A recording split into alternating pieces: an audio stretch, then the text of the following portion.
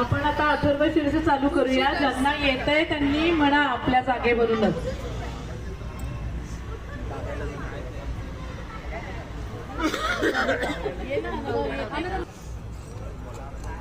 सगळ्यांना विनंती आहे, सगळ्यांनी आरतीसाठी कृपया जमावे. आज पाऊस नाहीये त्यामुळे जरा छान वाटतंय, तर सगळ्यांनी लवकर आरतीला या.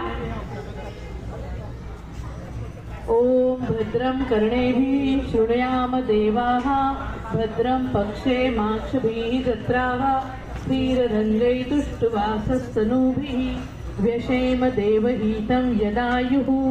ओम स्वस्ति न इन्द्रो वृद्धश्रवाः स्वस्ति न पूषा विश्ववेदाः स्वस्ति नस्तार्क्ष्यो अरिष्टनेमिः स्वस्ति नो बृहस्पतिर्दधातु.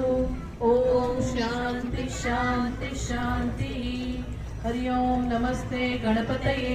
त्वमेव प्रत्यक्षं तत्त्वमसि त्वमेव केवलं कर्तासि त्वमेव केवलं धर्तासि त्वमेव केवलं हर्तासि त्वमेव सर्वं खलिदं ब्रह्मासि त्वं साक्षादात्मासि नित्यं ऋतं वच्मि सत्यं वच्मि अवत्वं माम् अववक्तारम् अवश्रोतारम् अवदातारम् अवधातारम् अवानुजानमवशिष्यम् अवपश्चात्तात् अवपुरस्तात् अवोत्तरात्तात् अवदक्षिणात्तात् अवचोर्ध्वात्तात् अवाधरात्तात् सर्वतो मां पाहि पाहि समन्तात्.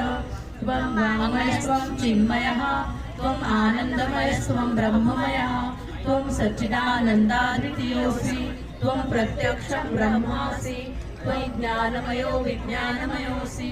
सर्वं जगदिदं त्वत्तो जायते सर्वं जगदिदं त्वत्तस्तिष्ठति सर्वं जगदिदं त्वयैवेष्यति सर्वं जगदिदं त्वयि प्रत्येति.